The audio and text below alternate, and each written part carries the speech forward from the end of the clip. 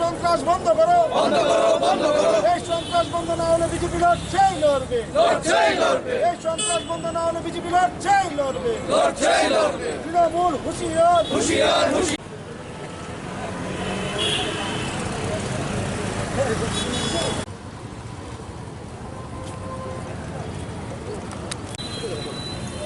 আমরা সবাই অবগত রয়েছি যে গত 2 তারিখে পশ্চিমবাংলা বিধানসভা নির্বাচনের ফলাফল ঘোষণা হওয়ার পর থেকে পশ্চিমবাংলা ব্যাপী ভারতীয় জনতা পার্টির কার্যকর্তাদের উপর আক্রমণ চলছে, হত্যা করা হচ্ছে, পার্টি অফিস জ্বালিয়ে দেওয়া হচ্ছে, বাড়িঘর লুটপাট করা হচ্ছে।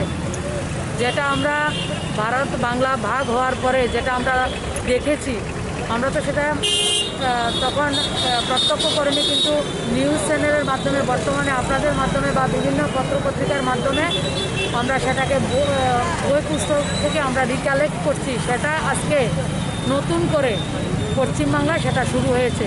পশ্চিমবাংলার খুন সন্ত্রাস যেটা কমিউনিস্ট করেছিল, সেটা মমতা ব্যানার্জি 2011 সালে এসে সেটাকে আরও কয়েক গুণ বাড়িয়ে কমিউনিস্টের সন্ত্রাসটাকে উনি সেটাকে অ্যাডপ্ট করেছেন এবং গত 2 তারিখের পর থেকে আমাদের অনেক কার্যকর্তাকে বাড়িঘর ছাড়া করেছেন, হত্যা করা হয়েছে এবং বাড়ি থেকে বোনদেরকে তুলে নিয়ে তাদেরকে শ্লীলতাহানি পর্যন্ত করা হচ্ছে।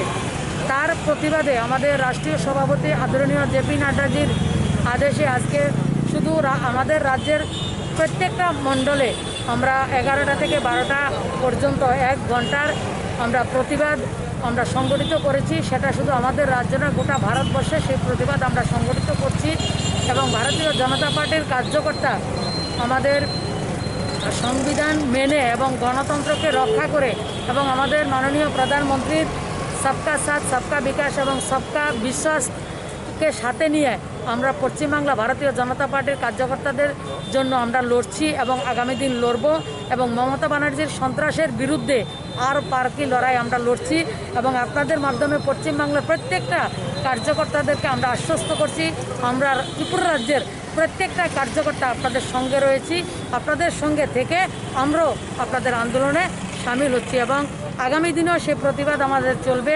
এবং আজকে সন্ধেবেলায় প্রত্যেকের বাড়ির সামনে 5টা মোমবাতি জ্বালিয়ে, প্রদীপ জ্বালিয়ে আমরা পশ্চিমবাংলা আমাদের যে কার্যকর্তারা হত্যা হয়েছে তাদের আত্মার শান্তির জন্য এবং পশ্চিমবাংলার মানুষের পক্ষে আমরা একযুগে আন্দোলনের সঙ্গে রয়েছি, সামিল রয়েছি এবং লড়াই করছি। সেটা প্রতিবাদ করে এবং তাদের প্রতি আমরা শ্রদ্ধা জানিয়ে আমরা সন্ধ্যা 7টার সময় প্রত্যেকে আমরা প্রদীপ প্রজ্বলন করব।